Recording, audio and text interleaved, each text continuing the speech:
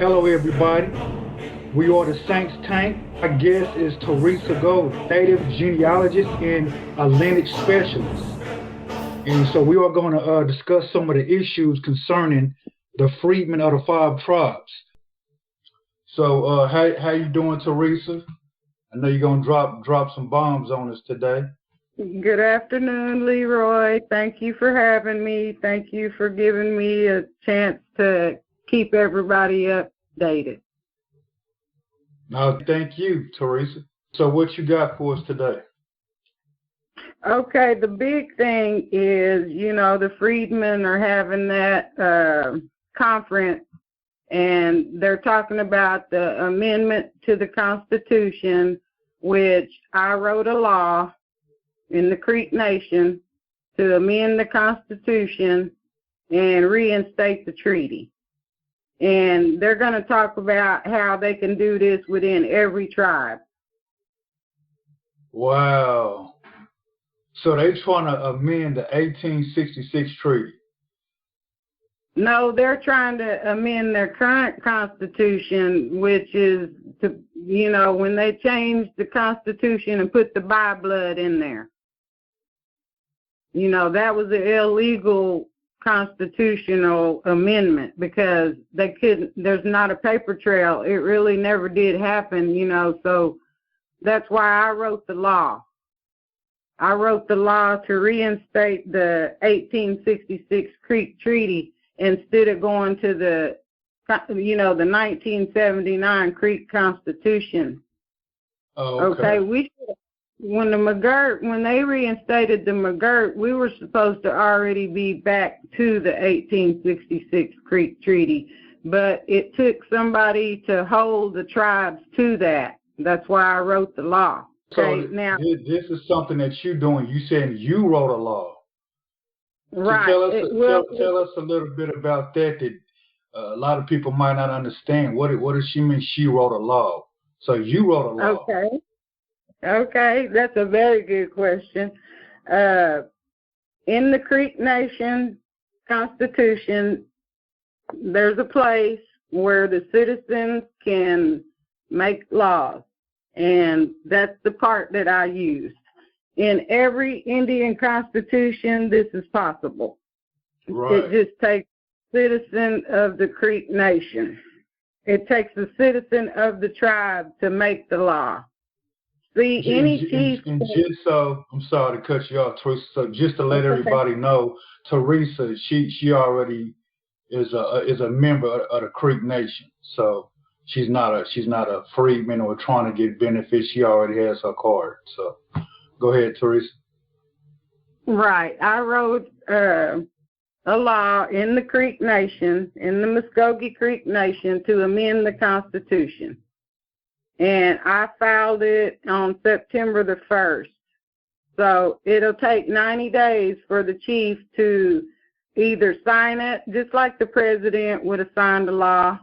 It'll take the chief 90 days to either sign it, bring it before the council, or bring it to the people to vote. And that's in our Constitution.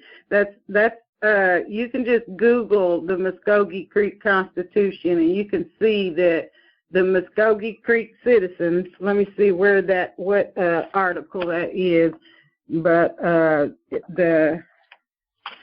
Muskogee Creek citizens hold the right.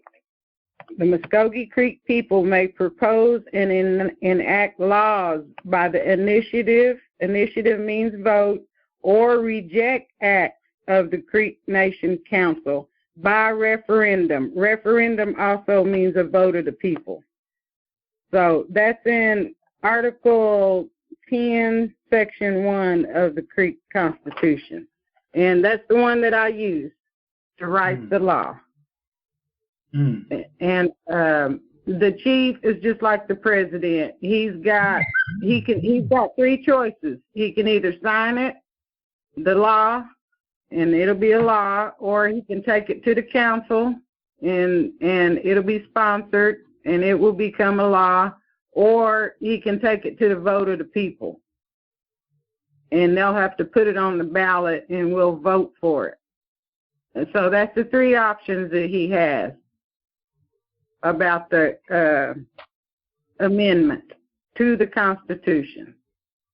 And see, this shouldn't even be a fight for the Constitution was amended in 1979, but when the McGirt law came in, that said that, you know, we refer back to 1900. So that would take us back to the treaty. It would be the supreme law. You know, if we're going to honor McGirt law, then we should honor the treaty. And that's what the chief wrote to Governor Stitt and said, that he should honor the treaty. So I think that it's about come to a head, and that's what the Freedmen are meeting about now. If they're going to drop the lawsuit and they're going to trust the Creek chiefs or all the tribal chiefs to do what they're supposed to do, or see, it's just costing too much money. Leroy, you said, why are the Freedmen dropping the lawsuits? Because it's costing too much money. The Cherokees had their lawsuit lasted 6 years, and they went through 6 attorneys, Leroy. 6 attorneys selling them out, and finally they got the right attorney, which would have been the Volay. John Volay was the attorney that they finally got that won.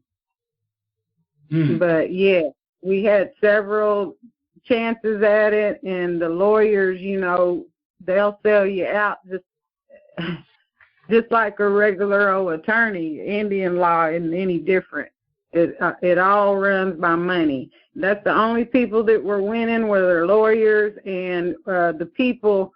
We noticed from the elections that the people were the ones that were hurting, and the Freedmen really don't want that. They don't want to hurt the Creek people, and so they're talking about dropping the lawsuit and doing this amendment like I'm doing. So you saying just the Creek Freedmen are dropping the lawsuits, or you talking about all the 5 tribes dropping lawsuits? Well, I'm talking about Angela Walton. She's over the Choctaw Chickasaw. You know, she just wrote that book, and they're going to use the money for that to go to Washington, D.C. Now they're talking about dropping that and taking up this way of change the Constitution and amending the Constitution. Okay. And so amending the Constitution so it'll go back to the 1866 treaty. Right, which will work in every tribe because it worked in the Cherokee tribe. They used the 1866 Creek Treaty to get their citizenship in the Cherokee tribe. So it should work in the Choctaw Chickasaw, and it should work in the Seminole, and it should work for the Creek. So let me ask you this. So what do you think about that? Do you believe that everybody dropping their lawsuits, that the chiefs will do the right thing and Well, they didn't drop the lawsuit because of that. They dropped the lawsuit because they saw that it was hurting the people. They saw that they were taking money. The chief had 16 lawyers at the hearing for the Freedmen. And so I took that as that's a lot of money. And so I'm looking at it from the Freedmen standpoint was they didn't want to be taking that money away from Creek people when, you know, they knew that it's election time and the Creek people are really hurting because the Freedmen have done cut off their HUD, cut off their housing, and cut off all their funding, because the tribes were being too racist. So it really is a good thing if they drop the lawsuit, because I see people without housing, and you can see a lot of homeless people and people that's slipping through the cracks. Well, that's what the Freedmen standpoint was. They felt like they were hurting their own people with the lawsuits. It was just costing too much. We had 3 lawsuits. We got one in the tribe, we got one on the Department of Interior, and then we got one on the chief David Hill. Okay, they were talking about dropping the one on the Chief David Hill and just keeping the one on the Department of Interior, which would have been Deb Harlan, and she is for the Freedmen. She's the Secretary of the Interior. So that's what you mean by you wrote a law. Yes, I wrote this law. I amended the Constitution. That way, if they try to go back to the Creek Constitution, they can't. See, if they honor the treaty, which that's what the lawsuit is about. That's what the lawsuit is about, is honor the treaty. Because in the treaty, Article 2 of the treaty says the Creek freedmen don't have to prove a blood degree. Mm-hmm. That all they have to do is prove that they are an ancestor of the Dawes Roll. That's all. They don't have to prove a blood degree. And that's what the amendment is about. It says to amend the Constitution, reinstate the 1866 Creek Treaty. The purpose of the reinstatement is for slavery not to exist among the Muskogee Creek Nation. And the purpose of the law is to reinstate the rights of those of African descent. Article 2. That's what the treaty is. That's the part that will reinstate the freedmen. Okay, I've already talked to the council people, and they all support me, and they all support my law. The only thing is the lawsuit on the chief wouldn't let them talk about it. That's how come my law hasn't gotten any attention, and that's why I'm so grateful for your platform, Leroy Miller, and your think tank, because this is the only place where I can talk about this. Oh, yeah, most definitely. Most definitely. Right. Muskogee media, they're all owned by the chief. They have to say, and it's their job. They'll get fired. They're talking about firing the attorney general right now over this Freedmen lawsuit because the judge ordered her to pay money, and that's money coming from the Creek people. Okay, the sanctions, the judge ordered her to pay, and they ordered the Citizenship Board to pay sanctions too. I believe it was like $500 because they weren't complying to the Creek Treaty. And we don't have money to just hand out over court, deals and stuff like that. Okay, the freedmen saw that. They saw that. They saw the politics that was going on and people that couldn't get their houses fixed up and couldn't get housing, period. Because when you're using race for a base on to turning somebody down, that is wrong. And you can't, and that's what HUD's seen, and that's what NAHASDA's seen, all these housing programs seen. Our chief, David Hill, was being racist, and he was keeping people out because of color and skin. And that's how come he got all the housing funds pulled, and he couldn't build a house for me. I'm 65 years old, and my house fell through the cracks because he lost the housing contract. He was being racist. Okay, this is the only problem that I had with him, why I had to sit down and write the law. Because I'm an elder, and I was just like everybody else. I had a home that was falling apart, and Creek Nation wouldn't help me. And I'm Indian, and it was because of all of this. And so I figured out a way to, solve the problem, and that was to amend the Constitution, and it won't be so racist, and we'll be able to get all our funding. Okay, so do you have to have a lawyer for this? I assume you have to have some type of lawyer or something to us. The citizens reserve the right to make laws.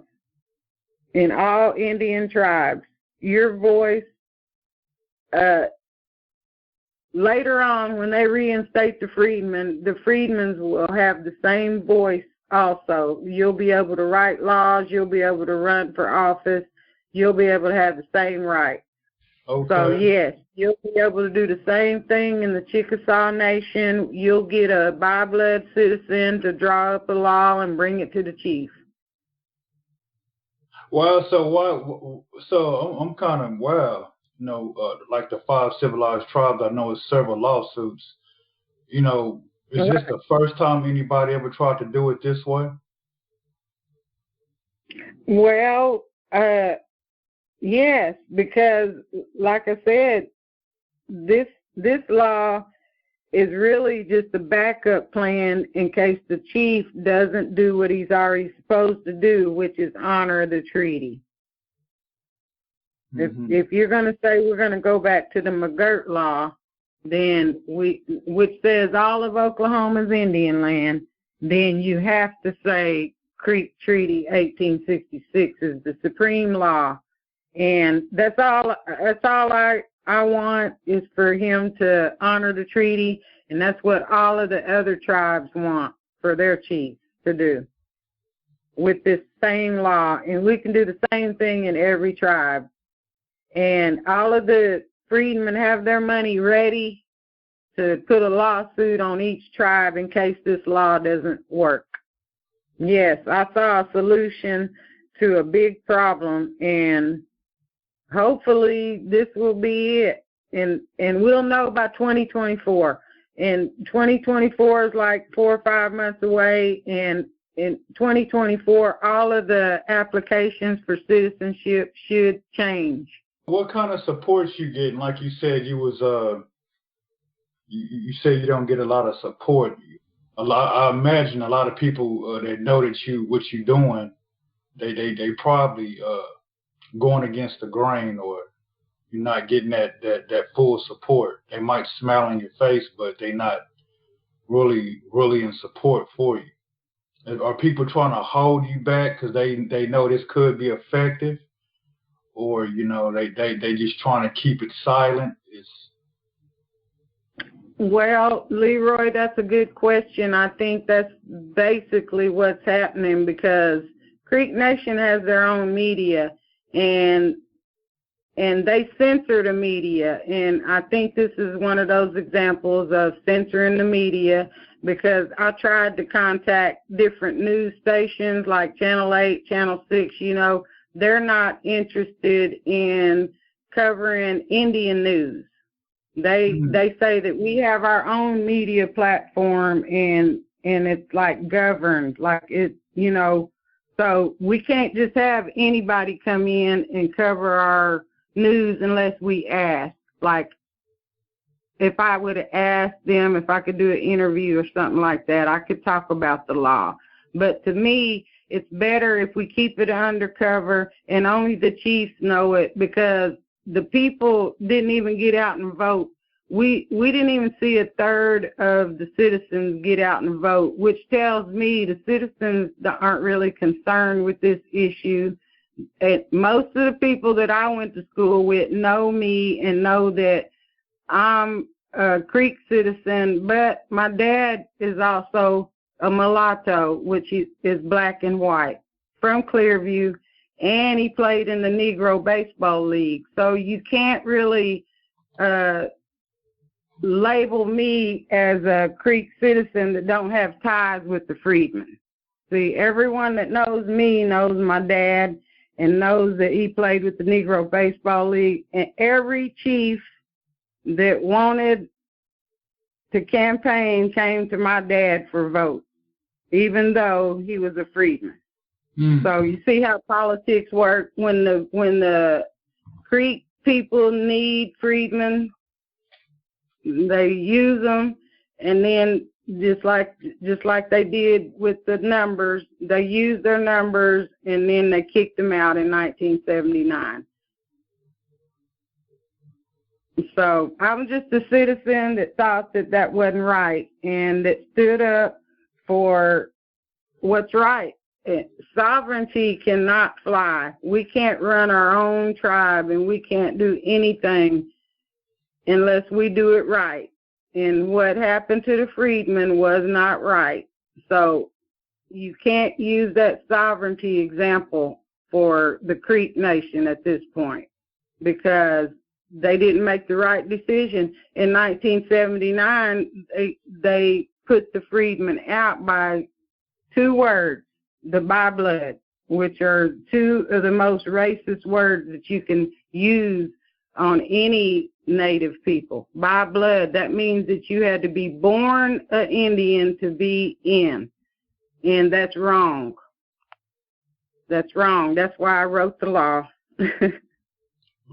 Right, and they still not even living by that, because I mean, you see all of these. I see more white people at these Indian clinics, and I mean Well, I mean, see, you can that's tell why they not full blood, is what I'm saying. right. That's why they couldn't use the DNA test for citizenship, because it would have showed that the tribes were predominantly white. And it would have showed racism. It would have showed that they automatically keep black people out, just the one drop black, you're black. So that just shows, the DNA test would have just showed too much of the chiefs being predominantly white. And it blows my mind that people didn't want black chiefs when the black Seminoles and the black warriors were the most, the ones that did the most in our tribe. They wrote the 1866 Creek Treaty. Silas Jefferson, Cal Tom, I can just go on and on. Cooney Johnson, that wrote the 1866 Creek Treaty, which said you can never write the freedmen out. You can never write them out. It's just like the United States Constitution. It can't be changed. This is what the chiefs don't want to bring to the light. They don't want the 1866 treaty at the front, and it's taken them this long to abide by the supreme law. It's just baffling to me. By 2024, the BIA will have to conform to an application for citizenship that allows the freedmen in. You said by 2024? Yes, and that's just a few months away.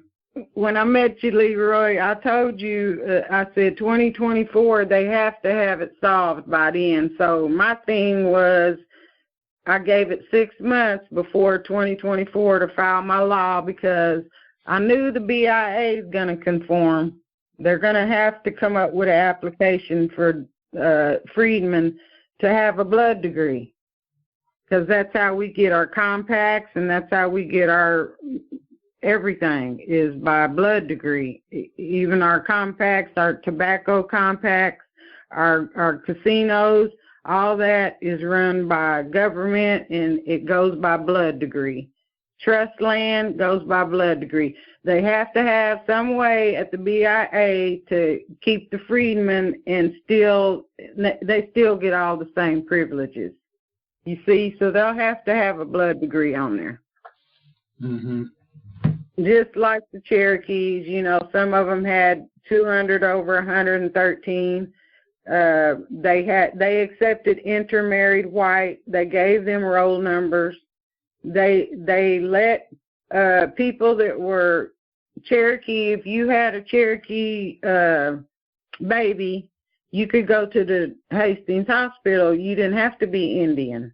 So they just took care of everybody. And last but not least, they took care of their freedmen.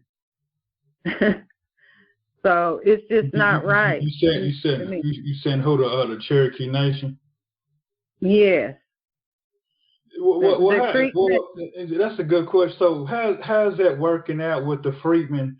Because I know a lot of freedmen who's still waiting to get their Indian card with the Cherokee Nation, and they still have. Well, the Cherokee Nation is the largest tribe. So when you're talking about citizenship in their tribe, you're going to wait 5 years. You're going to wait 5 years for your registration in the Cherokee tribe. So when you go to enroll, you just get that letter saying what day that you applied, so that you use that letter and your parents' roll number, and you just go right on to the doctor or whatever you need from the Cherokee Nation until you get your card. Oh, okay. Because, yes, it is a process. But the big thing is, as soon as you register, you get that letter saying that that's the date that you enrolled, and that way you're covered. You know, you won't lose any time. You just go off of your roll number that you trace back to until you get your card with your roll number on it. Okay, so in other words, so right now all these chiefs, the Cherokee, Choctaw, Chickasaw, Seminole, they all pretty much is going to with this link here. You said it's going to be a meeting. Right. The meeting's in November. The meetings in November that the Freedmen are having, that they're talking about they're wanting to amend their constitution and be ready with their person that's, you know, by blood to file the law in their tribe. And I think Ron Graham, the president over the Creek Freedmen, I contacted him first with the law, and he took it home. He said he studied the law, and he said that it was ready to go, and I had them to okay the law before I even turned it in. So, yes, the Freedmen are all on board with this law. They all know about it. And they're all ready to go to their tribes and do the same thing. That's what the meeting's all about. It's about amending their specific constitution. And I'm just following the Cherokee Nation. You know, they went back to the Creek Treaty. So I'm thinking it'll be easy for the Creek Nation to, you know, honor the treaty. So it ain't as easy as it looks, because I haven't heard anything about the law, and I haven't heard any kind of news coverage, anything like that. So that's another reason I'm thankful for you, Leroy, because this gets the word out there to people that, you know, we're still moving forward, even though the chiefs aren't talking about it, and it's election year. That's all. It's political. It's politics. I met with my cousin, got an award from Governor Stitt. And when I went to the awards banquet, I got to talk to senators, and I got to talk to people in the government, and guess what? They had no idea about the Freedmen, because it's like a secret. Yes. Governor Stitt's office, yes. They had no idea about the Freedmen. And I said, seriously, the tribes own slaves? And they said, wow, really? And I said, yes, we had plantations right here in Oklahoma, and the tribes owned slaves. I remember my dad picking cotton. So, yes, that happened in Oklahoma. And went to the Governor Stitt to that banquet, and I met with a few senators, and like I said, they were freedmen, I'm sure, because they were black senators. And I said, did you know that the tribes owned slaves? And they said, no idea. No idea. Wow, that's crazy. How old were you, Leroy, before you knew that the tribes owned slaves? I actually didn't know. I'm 46 now, so I just found out maybe, 5 years ago, 6 years ago. Right, because see, it's something that we can't teach our kids, and it's something that, you know, they erased from history. So really the only, it really just has to be told like a different way. Like, we have to really be traditional with it, like we're Indians. You know, when you explain it to your kids and your grandkids, we are Indians, and they hid it from us. Right. That's a whole nother topic, where they try to label us African American. Like Yes, we not Africans, man. we had to be labeled something. Which would you rather have went with, Leroy?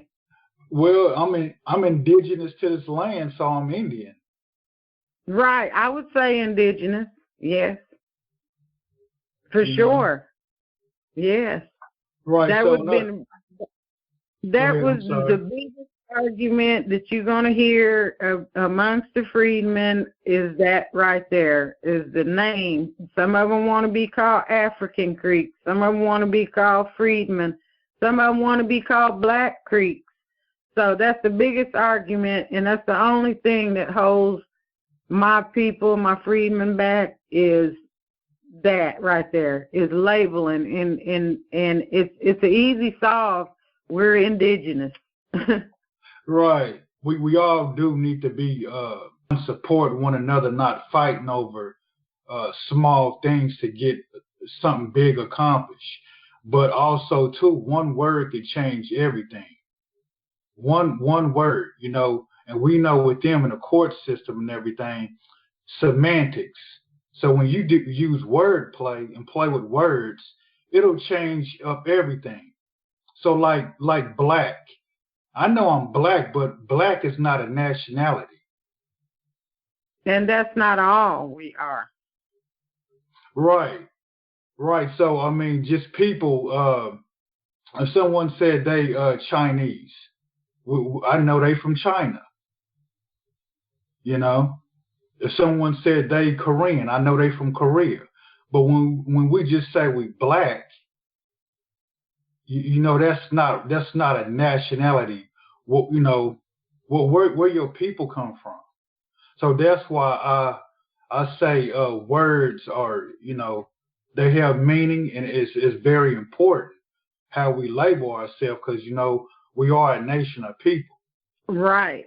And it's important to get it right, but I don't, that shouldn't be a stopping point. That shouldn't hold us back, and it shouldn't divide anybody. I mean, it's just too much. I mean, we're all fighting for the same thing. It's that 1866 treaty. That's Oh no, I definitely hear what you're saying, and I see a lot of people on the internet fighting about stuff like that.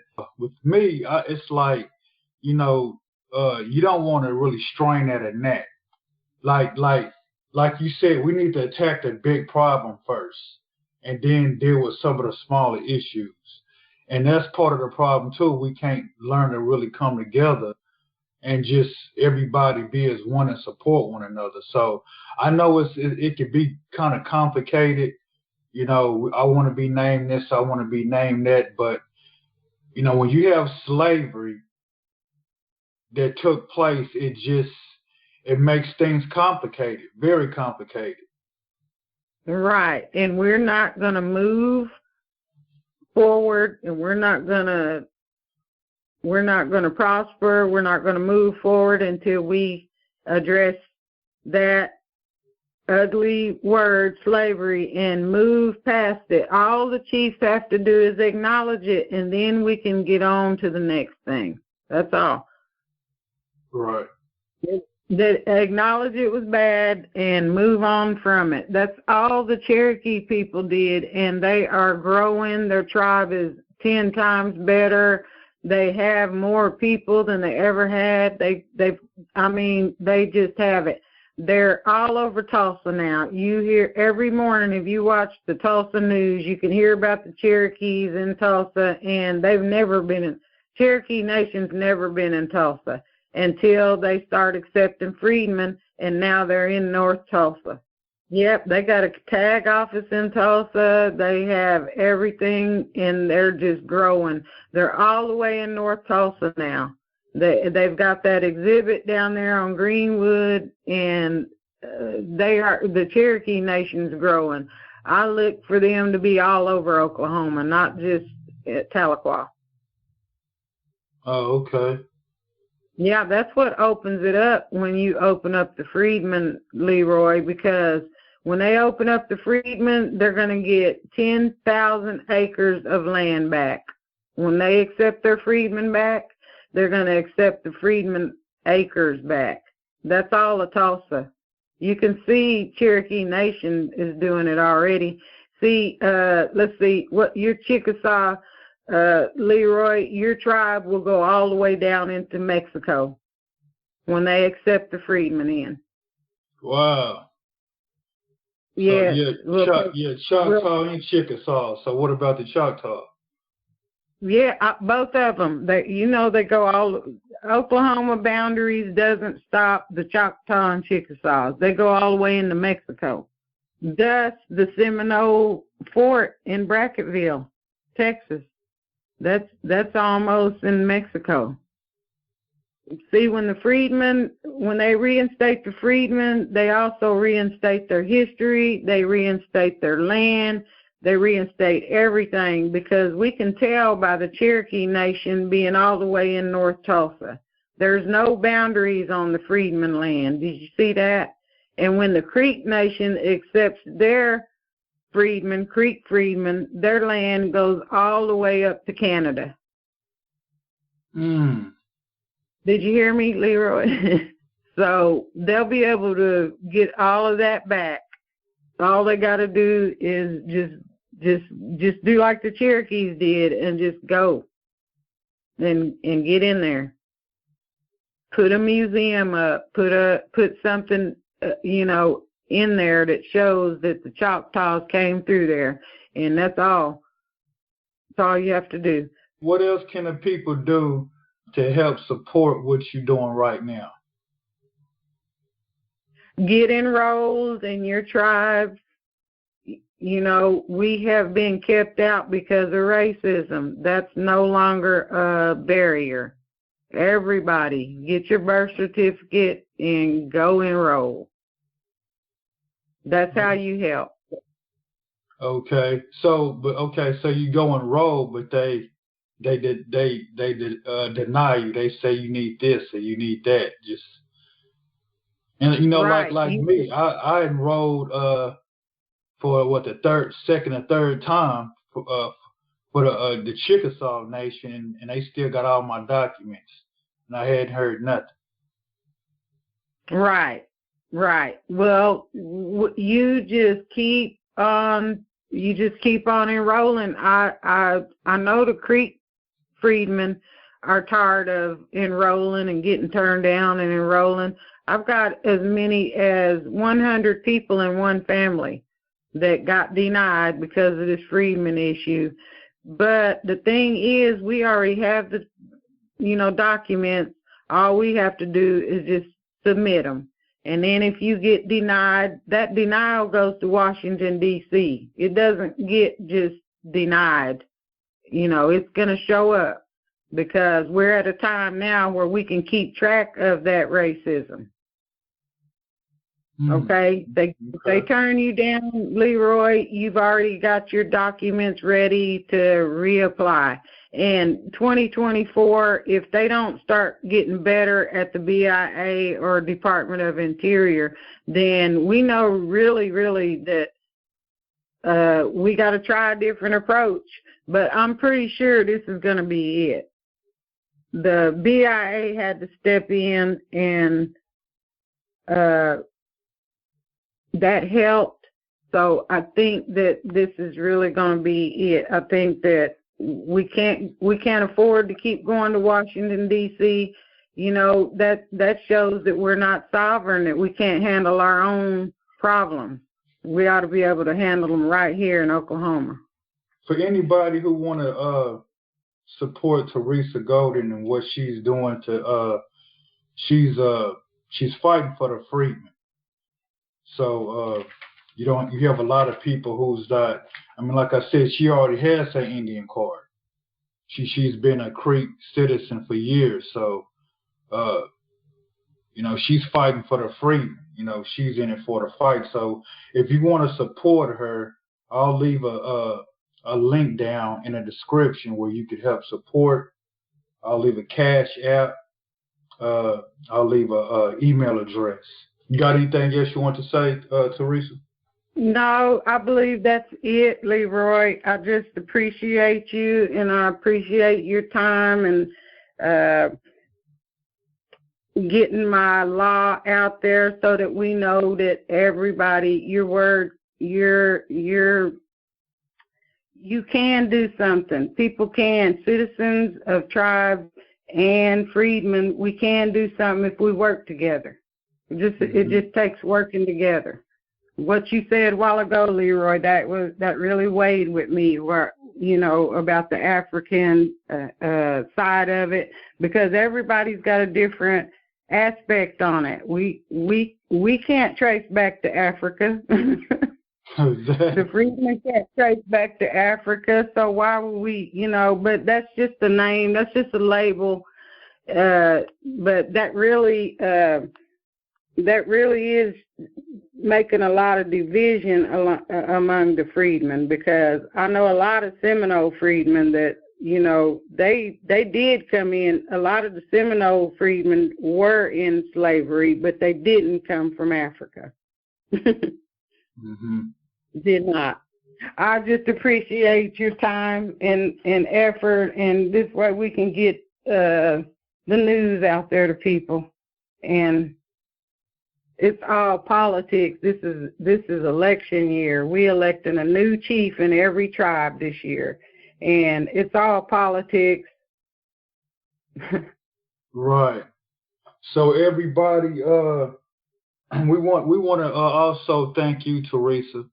That's one thing. When I first met you, I love your hunger, your fight for the freedmen.